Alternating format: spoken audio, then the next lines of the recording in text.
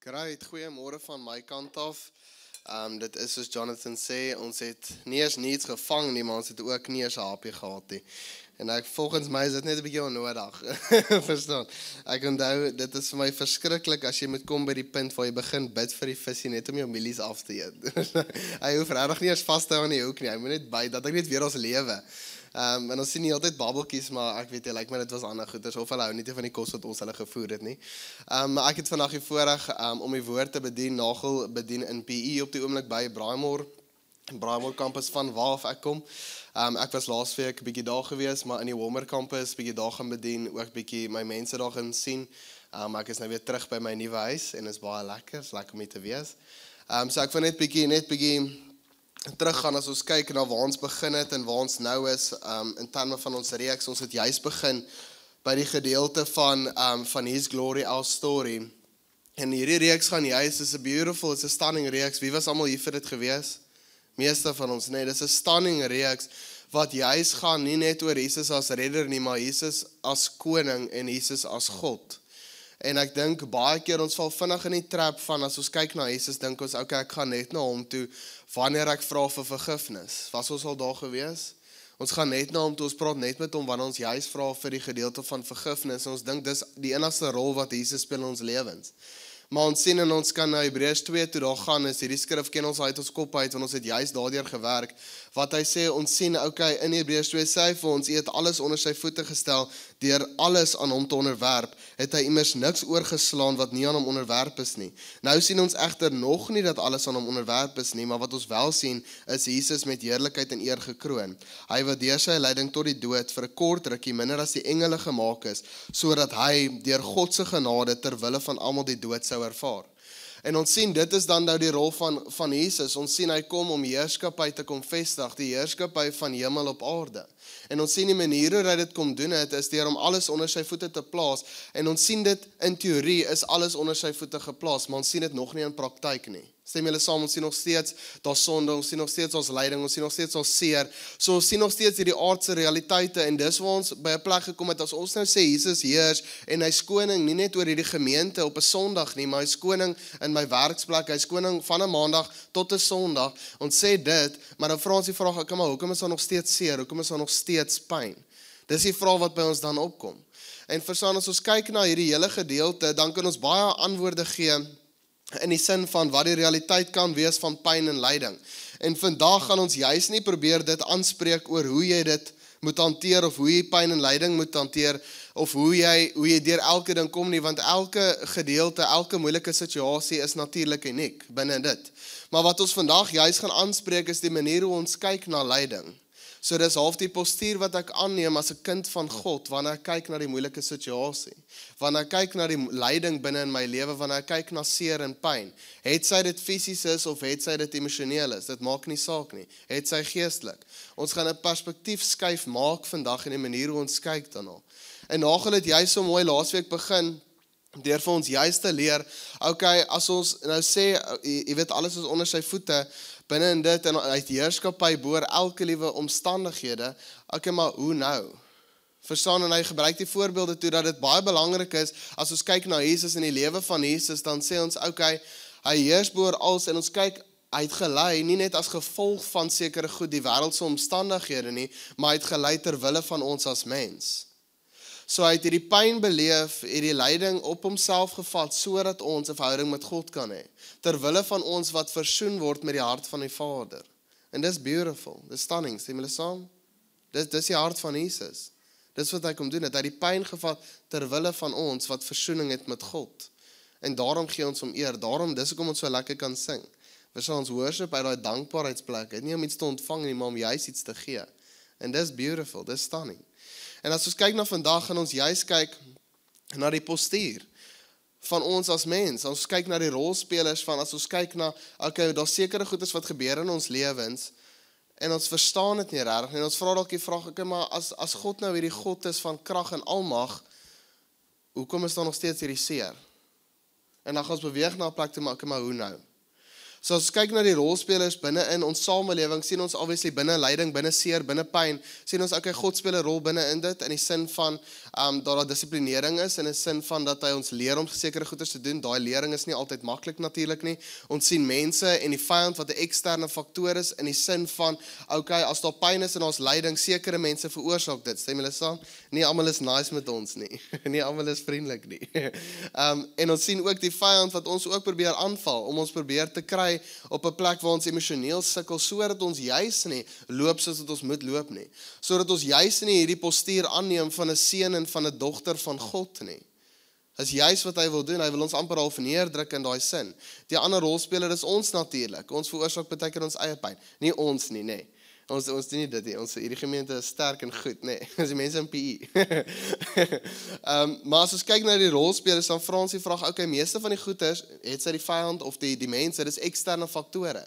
Ek kan nie eksterne faktore beheer nie, glad nie. Wat ek wel kan beheer is my perspektief op daai faktore. Stem julle saam? So dis wat ek kan beheer en dis wat ons juis oor gaan praat vandag, is die postuur van ons as seuns en dogters binne in lyding, binne in suffering.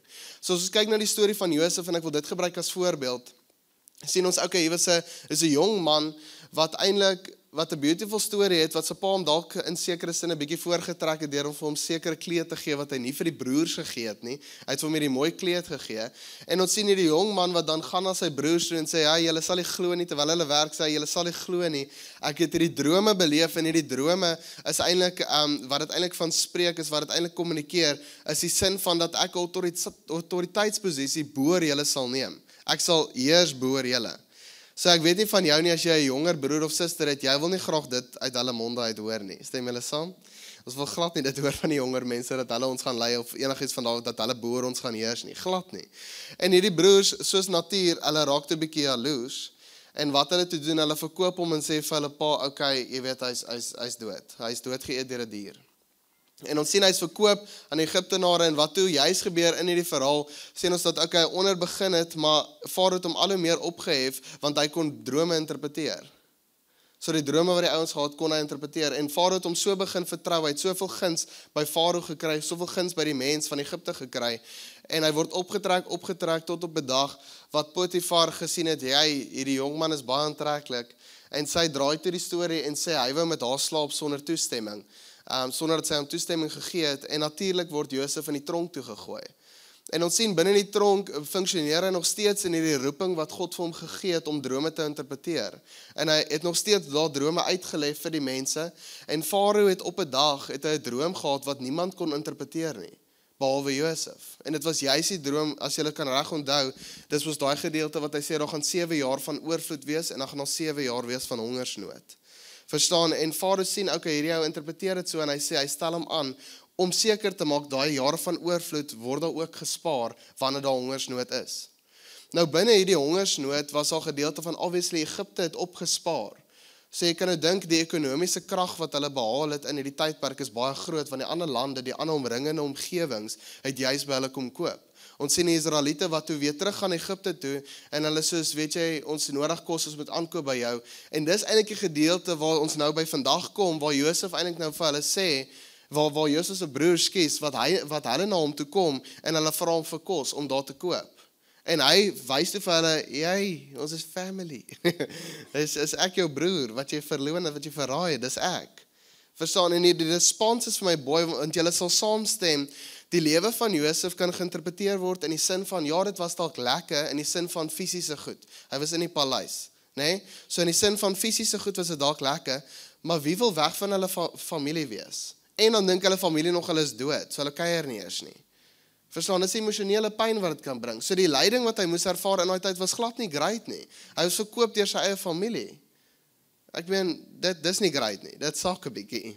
Maar sy fisiese needs was na gekyk, natuurlik. Daar was baie geld in die paleis. Maar ons sien hier die mooi respons wat Josef gee teenoor sy broers, wat regtig standing is. Hy sê, julle het kwaad teen my beplan, maar God het dit vir iets goed in gedagte gehad, met die doel om te doen wat vandag gebeur, om 'n groot volk aan die lewe te hou. Die respons is vir my stunning. Want hy sê, al die kwaad, al die negativiteit wat ek beleef het, julle, dis as gevolg van julle, wat ek dit beleef, En julle het dit bedoel vir iets kwaad, en dan sê hy juist, maar God het dit bedoel vir iets goed. So hy sien nie die moeilike pyn, en hy draai het in die sin van, okay, hy sien hoe God het gebruik vir die lewens van ander. Dis daai suffering, daai lyding terwille van die ander, terwille van die ander mense. En dis 'n beautiful response. Ons kyk na wat Paulus ons leer in Romeine 5 vers 3 tot 5, sê hy vir ons juist hierdie ding. Ek gaan sommer van vers 1 af lees. Hy sê, omdat ons nou op grond van geloof geregverdig is, het ons vrede by God deur ons Here Jesus. Deur hom het ons in geloof ook toegang verkry tot hierdie genade waarin ons vasstaan. En ons beroem ons op die hoop om deel te kan hê aan die heerlikheid van God. Verstaan, dit was nie in daai tyd 'n eenvoudige ding dat ek net deur geloof met God kon praat nie. Die algemene kennis van daai tyd is dat ek 'n bok moes slag en vir die priesters moet gee en net hulle kon met God praat, net hulle toegang gehad tot God. So hierdie wat hy nou deel in vers 1 tot 2 is glad nie algemeen in daai tyd nie. Dis eintlik goeie nuus wat hy bring vir hulle. Is deur geloof, deur net te glo, deur te sê Jesus, ek glo in U, kan ek versoen word met die hart van God, ongeag hoe my lewe lyk. Dis standing wat hy met hulle deel. Verder sê hy vers 3, en dis waar ons gaan stil staan, hy sê, maar dis nie al nie, ons beroem ons ook op ons verdrukking, omdat ons weet verdrukking bewerkstellig volharding, en volharding lei tot betroubaarheid, en betroubaarheid tot hoop, en die hoop beskaam nie, want God se liefde is in ons harte uitgestort deur die Heilige Gees, wat aan ons gegee is.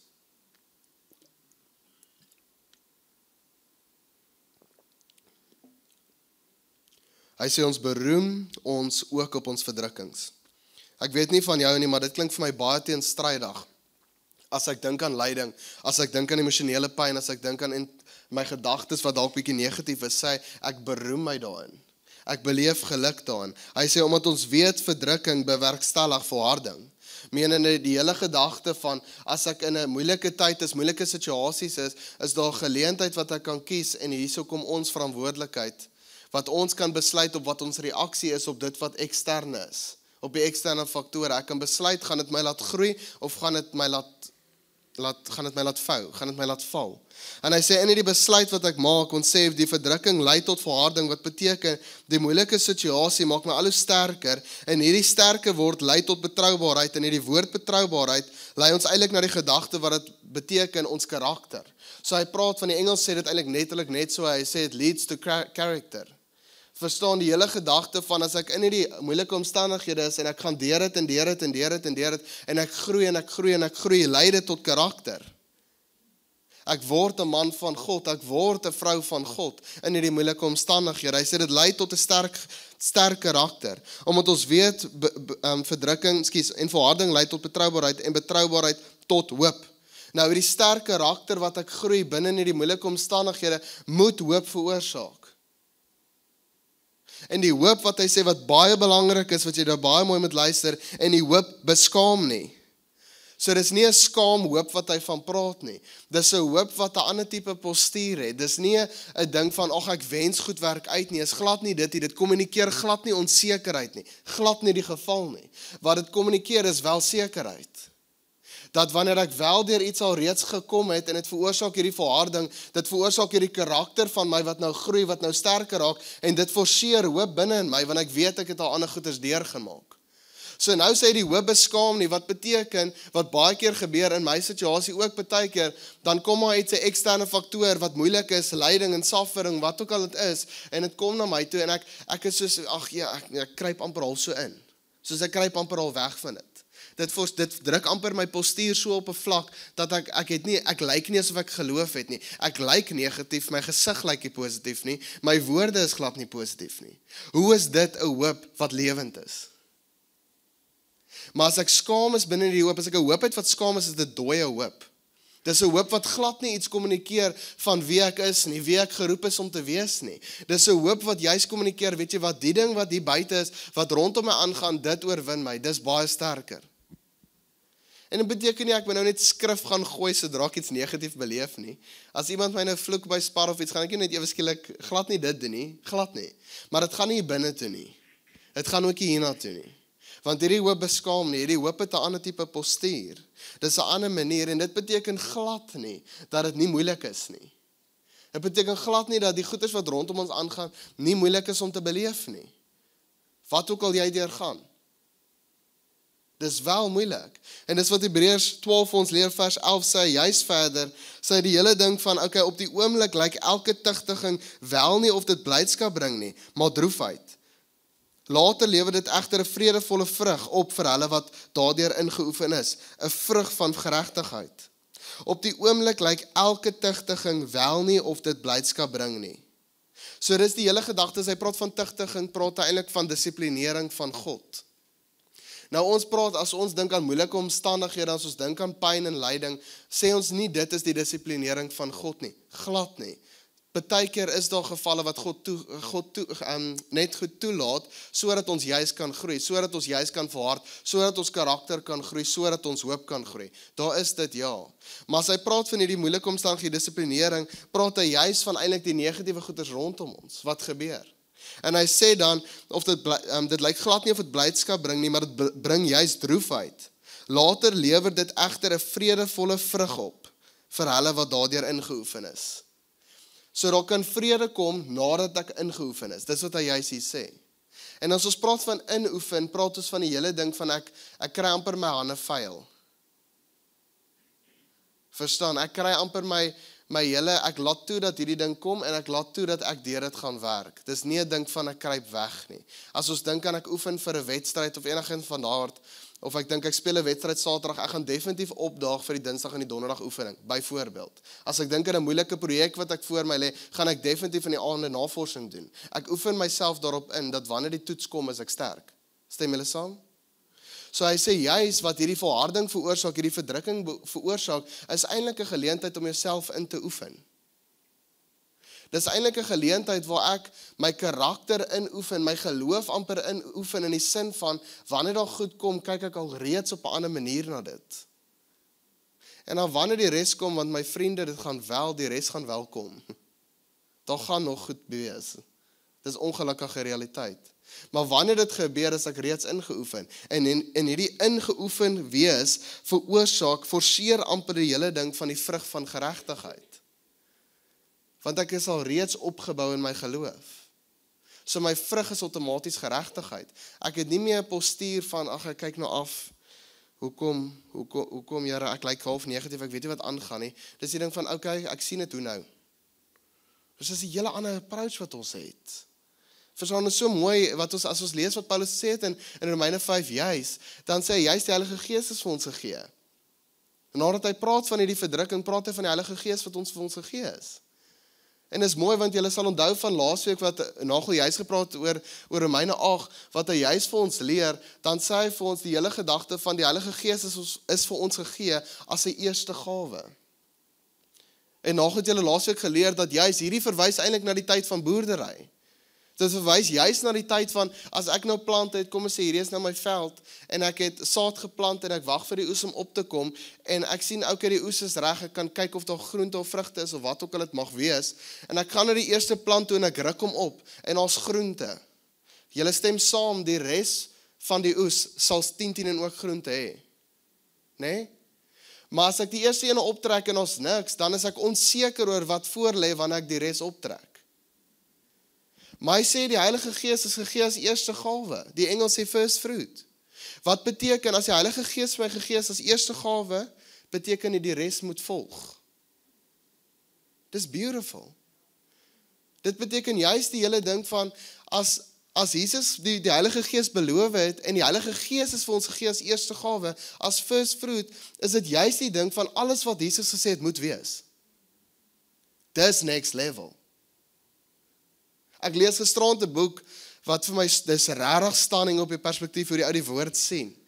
Maar hy praat juist van die gedagte, hy vat ons terug na 'n tyd van, julle weet ons, daar's die boeke wat half mystical is, in die sin van, daar's magic en al daai tipe van goed, ek het nie die boek gelees oor dit nie, maar hy praat net in die boek oor dit, en hy sê dat in die stories, en op hierdie films ook, is dit juist 'n ding van, okay, daar word sekere goed gesê, wanneer hulle nou die magic ding doen, of wat ook al, en dan gebeur sekere goed.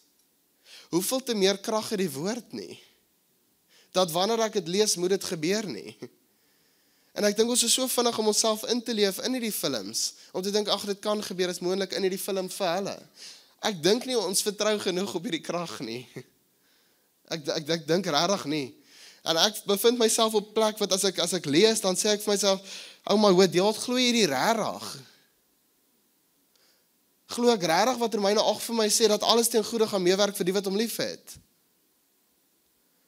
Glo ek regtig as Paulus sê, die dood beteken niks, maar vir my is lewe Christus?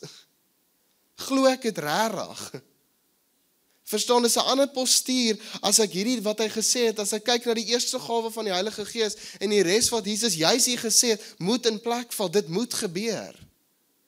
Verstaan vriende, want ons is in 'n periode van waar ons wag vir die koms van Jesus. Julle stem saam? Verstaan, maar hierdie wag is nie 'n wag van, ek gaan nou net sit op my stoel en net soos, kom ons kyk, gaan dit gebeur. Nee. Dis 'n aktiewe geloof wat ons het. Anders sou hy nie al hierdie instruksie vir ons gegee het nie. Anders sou hy nie vir ons gesê het, okay, die goeie nuus wat ek het, moet ek juis versprei nie. Dit sou dan nie so gewees het nie. Dit sou dan gestop het na die kruis. Okay, julle kan maar wag. Hy doen nie dit nie. Glad nie. Hy gee vir ons verder briewe op hoe ons kerk hanteer, op hoe ons mense hanteer en hoe ons mense lei tot die geloof, tot om te groei in Jesus. Verstaan, so hierdie wag wat ons nou in is, ons weet dit gaan gebeur, dis kom ons dit hoop noem. Dis nie 'n wens nie, dis versekerd. Dit moet gebeur, dis die realiteit. So as ek weet ek het oorwinning, dan verander dit die hele postuur. Dit verander letterlik alles. Ek vertel laasweek die storie van toe ek vir die van julle wat nie weet, ek kom uit konstruksie uit. En al die huise in PE, die skeewhuise, is ek. Ek het mooi gebou, ek beloof, ek het die shortcuts gevat, ek beloof. Maar ek onthou op site altyd, nee. Dan is al tye in 'n projek, julle sal weet ook by die werk, daar's baie keer tye wat jy bietjie agter is, nee. En dis nie noodwendig maklik om agter te wees nie, glad nie. En as jy agter op 'n projek, en ek het al die projekte hanteer buite PE, en ons kantoor was in PE gewees, so ek het maar in die Oos-Kaap rondgebly. En wat gebeur het is, so nou en dan sal jy net die bakkies sien opdaag. Dan sien jy Hilux. Dan weet jy, as die baas, as die vernoot, as die kliënt, is al daai manne, verstaan, die groot manne. En jy's op site, dis jou site, so hulle vra nie vir die bouers, hoekom is hulle agter nie, hulle vra vir jou, hoekom is jy agter? Verstaan nie, so as jy daai wit bakkies sien en jy weet jy's agter, jy begin stres. Verstaan, die eerste ding wat ek doen, hulle mag dalk die huis verf, maar ek druk 'n graaf in hulle hand in. Verstaan, net dat hulle besig lyk. Ek sê vir die ou wat rustig loop, ek sê my ou lyk net asof jy stres. Dus hy loop net bietjie vinniger. Verstaan, dit gaan nie, dalk is daar 'n bietjie genade in die gesprek met die baas, verstaan. Ek sê beweeg. Maar daar's ook tye wat gebeur het dat as ons op site is ons voorop skedule. En wanneer daai wit bakkie kom, dan gaan koop ek koffie en ek staan rustig stil en wag tot hulle loop. My postuur verander heeltemal as ek my posisie verstaan. Heeltemal.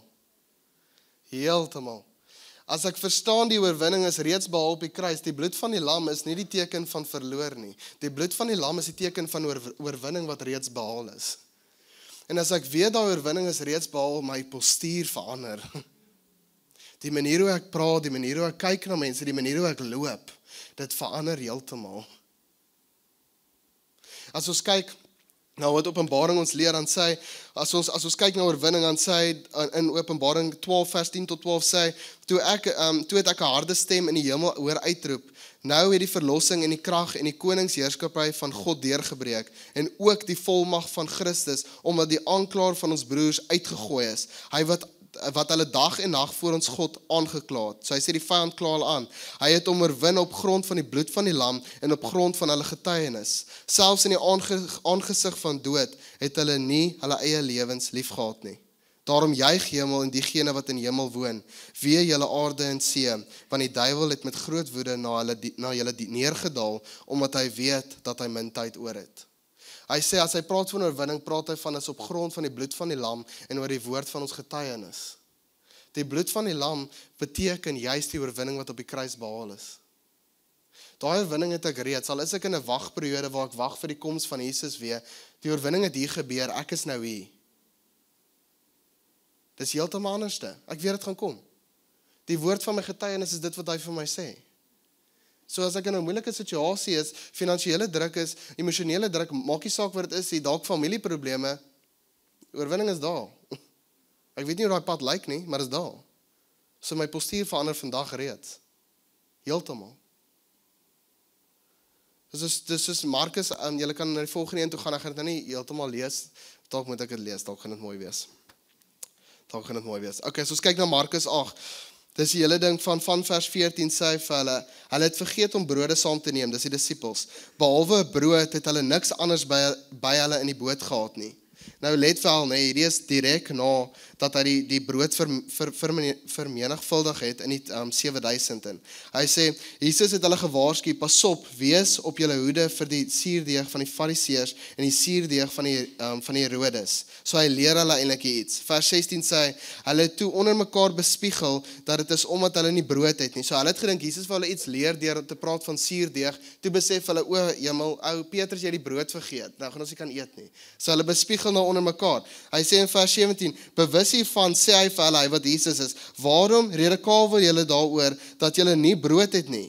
Verstaan julle nie en begryp julle nie, het julle steeds verharder harte? Het julle oë en sien julle nie? Het julle ore en hoor julle nie? En onthou julle nie, toe ek die 5 brode vir die 5000 gebreek het, hoeveel mandjies het oorgebly? Hulle antwoord hom en sê 12. En toe ek die 7 brode vir die 4000 gebreek het, hoeveel mandjies vol stukke wat oorgebly het julle toe opgetel? Hulle antwoord hom en sê 7. Die vraag is dis amper sarkasties in die sin van, toe ek die gedoen het, hoeveel het oorgebly? Ek het 7 gehad en ek het dit verander. Ek het 7 gehad, ek verander het in 4000. Hoeveel het julle toe oorgehad? Hy vra hulle die vraag, hulle weet, hulle was daar. Hy sê, hoe sê julle dan, begryp julle nog steeds nie? Verstaan julle nog steeds nie? Hy sê, as julle die testimony gesien het, as julle gesien het wat ek reeds in julle gedoen het en deur julle gedoen het, hoe verstaan jy dan nog steeds nie? En jy bespiegel oor dat jy nie 'n brood saamgebring het nie. Hemel my ou, ek het 5 broodjies gevat en in 5000 verander. En jy worry oor 'n loaf, oor 'n seskou. Dit maak nie sin nie. Verstaan, die band kan maar opkom, maar dit is juist die gedagte van, as ons kyk na wat Jesus daai tyd gesê het, en ons sê, die Heilige Gees is vir my hier gegee, en ek is nou in hierdie seisoen van waar ek wag, verander my postuur reeds vandag. Vind jy, dit kan nooit 'n ding wees, waar ons terug gaan, ons soos, ja, ek het nie deurbraak in die nie, maar ou, jy deurbraak, jy het reeds deurbraak in dit. Hy het reeds gegee, die belofte is reeds vas. Onthou, God kan nie jok nie, as hy iets gesê het, moet dit wees, want dit is teen sy karakter. Die ander punt is, as hy praat, skep hy. So as hy vir jou vandag sê, die maan is pers, en jy gaan kyk buite, die maan gaan pers wees, want sy woorde skep. So as hy vir jou iets sê, hier, as hy vir jou iets sê, dan moet dit wees. Dit moet wees. As hy sê, alles gaan goed word, dit moet wees. So kom ons neem vandag 'n postuur van hoop op.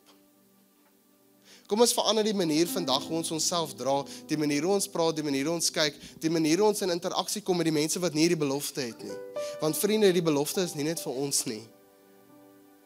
Ek het nie die geweet 10 jaar terug nie, glad nie. Ek het nie 'n verhouding gehad met hom nie. Tot iemand nie met my gepraat het oor hom nie. Kom ons wys mense die liefde van Jesus, die liefde van 'n koning wat alles gelos het, sodat ons kan heers. Wat 'n posisie van hemel gelos het, om onder ons te kom, om ons op te stoot na 'n plek toe waar ons verheerlik is in ons gees. En dis om ons vandag, ek gaan vir ons nou bid, maar ons gaan vandag eindig met 'n lekker sang. Want hierdie lekker sang gaan juist die ding wees van, okay, as ek hierdie weet, dan moet ek celebrate. Stem julle saam? So ek worry nie wat se stoel langs jou is, wie langs jou is nie. Vandag celebrate ons. Vandag celebrate ons wat vir ons gegee is, vir ons harte gegee is. Die feit dat ons versoen is met Jesus, die feit dat ons 'n verhouding het met God, die feit dat my postuur nou heeltemal anders kan lyk. Ek celebrate dit vandag. My worship is nie meer vir my nie, my worship is want ek het reeds ontvang. My worship is juist daar en ek gee eer aan God. Dit is my so beautiful, ons sing holy, holy, holy. Dis stunning. Dis my respons, dis wie ek is, dis wie ek word, ongeag wat rondom my aangaan. Is ons in daarvoor? Kan ons staan en dan bid ek gou vir ons?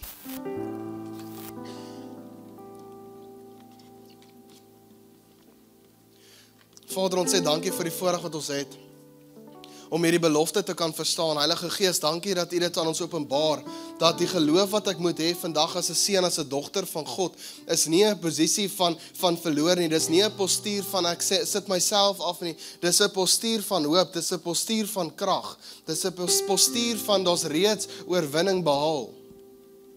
Dat wanneer ek kyk na negatiewe situasies, na moeilike omstandighede, is dit nie die ding van ek verloor nie, glad nie. Ek het reeds oorwin.